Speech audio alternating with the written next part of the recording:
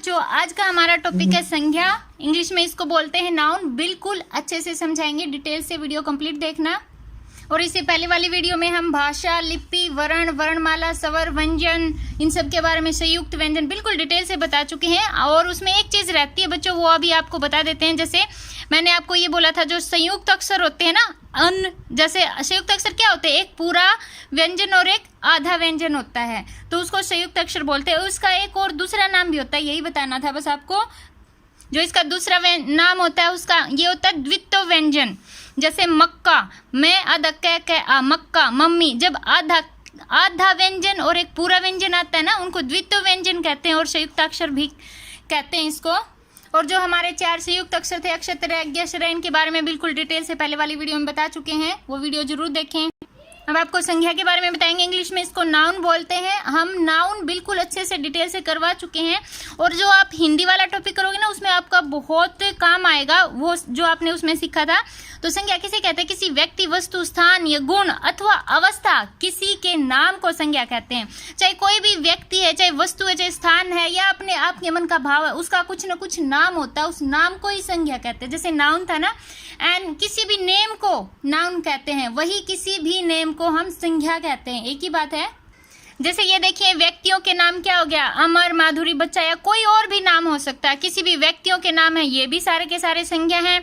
कोई भी वस्तु है, उस वस्तु का नाम है, जैसे टीवी, अखबार, लोटा, कोई भी वस्तु उसका नाम है, उसको भी संज्ञा कहेंगे।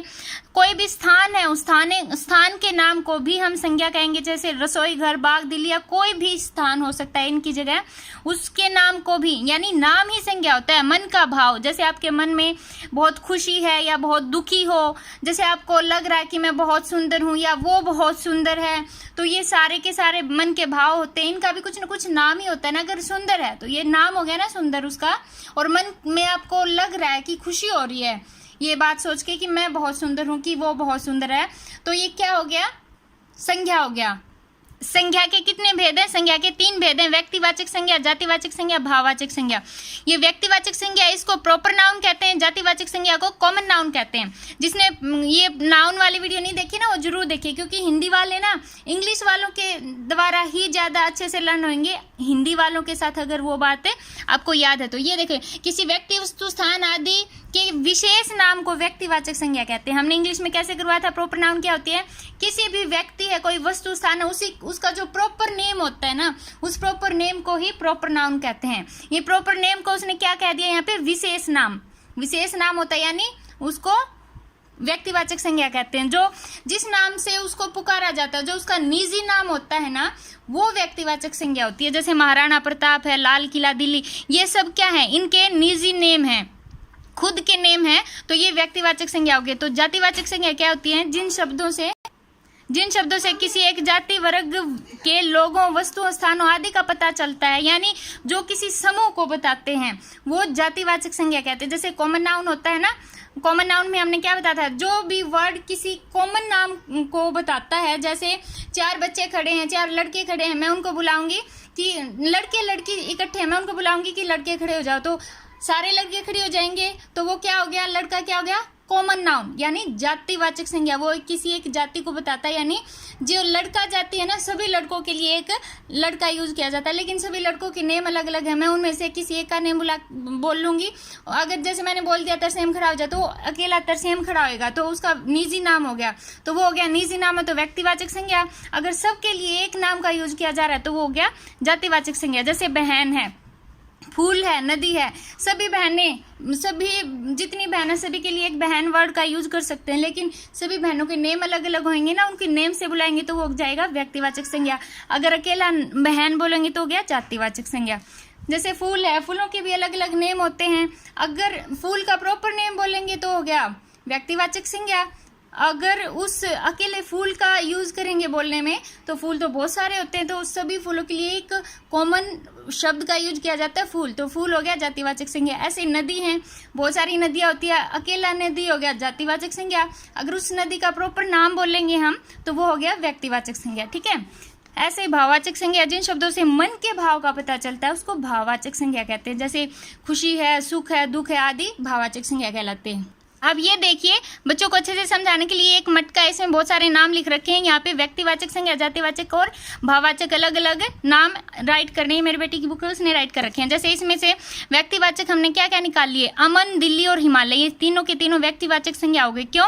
क्योंकि अमन किसी का प्रॉपर नेम है, और दिल्ली एक शहर है, दिल्ली उसका प्रॉपर नेम है। ठीक है। हिमालय पर्वत है, पर्वत सभी हिमालय पर्वतों के लिए सभी पर्वतों को हम पर्वत बोल सकते हैं, लेकिन सभी पर्वतों को हिमालय नहीं बोल सकते। तो हिमालय क्या हो गया, उसका निजी नेम हो गया, तो ये हो गया व्यक्तिवाचक संज्ञा। जैसे शहर, सभी शहरों को हम शहर बोल सकते हैं, लेकिन दिल्ली तो सिर्फ दिल्ली को बोल सकते हैं, सबको नहीं बोल सकते, इसलिए दिल्ली भी हो गया व्यक्तिवाचक संज्ञा, क्योंकि ये उसका निजी नेम है। और जैसे कुर्सी, पंखा, किताब, ये सारे के सारे जातिवाचक संज्ञा यानी कॉमन नाउन है। सभी कुर्सियों को हम कुर्सी बोलते हैं, अलग अलग कुर्सियों के अलग अलग नाम नहीं होते ना, कुर्सी एक कॉमन नाम होता है, इसलिए कॉमन नाउन हो गया यानी जातिवाचक संज्ञा। और पंखा, सभी पंखे होते हैं, सबको हम एक पंखा कह के बोल सकते हैं ना, तो इसलिए ये भी कॉमन नाउन यानी जातिवाचक संज्ञा। किताब, सभी किताबों को हम किताब बोल सकते हैं, तो किताब वर्ड है जो जातिवाचक संज्ञा यानी कॉमन नाउन है। अगर अलग अलग किताबों के अलग अलग नेम है, जैसे रामायण, गीता, तो वो क्या हो गए, अलग अलग नेम होते हैं ना, उनके जो निजी नेम होते हैं वो हो जाते हैं व्यक्तिवाचक संज्ञा। अगर अकेला किताब वर्ड है तो वो हो गया जातिवाचक संज्ञा। तो भाववाचक संज्ञा में मन के भाव का पता चलता है। एब्स्ट्रैक्ट नाउन, ये भी हमने अच्छे से करवा रखी है, जैसे मित्रता, बुढ़ापा, हंसी, ये हमारे मन के भाव दिखाते हैं, तो ये हो गया भाववाचक संज्ञा।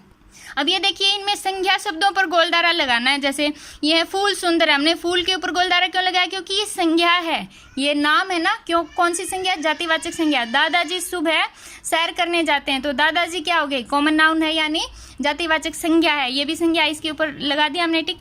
गाय हमें दूध देती है, गाय और दूध दोनों संज्ञा है।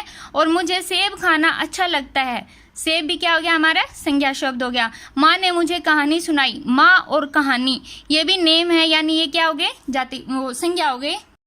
ये देखिए, इनमें आपने पिक्चर दिख रही है, जो इनमें आपके नाम लिखने नीचे कौन सी संज्ञा का, ये कौन सी संज्ञा का उदाहरण है। जैसे गाय है, कौन सी संज्ञा होगी, ये जातिवाचक संज्ञा है।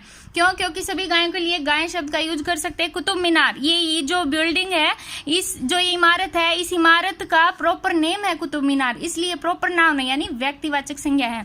और ये देखो, फल भी, सभी फ्रूट्स को हम अकेला सभी फलों को फल बोल सकते हैं ना, तो ये जातिवाचक संज्ञा हो गया, यानी सभी का एक कॉमन नाम है फल, तो ये हो गया जातिवाचक संज्ञा। ठीक है।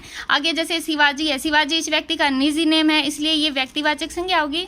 और ये हंसी भाववाचक संज्ञा होगी, हमारे मन के भाव का पता चलता है। खिलौने हम सभी खिलौनों को खिलाना बोल सकते हैं, इसलिए क्या हो गया, एक कॉमन वर्ड हो गया यानी जातिवाचक संज्ञा। ठीक है।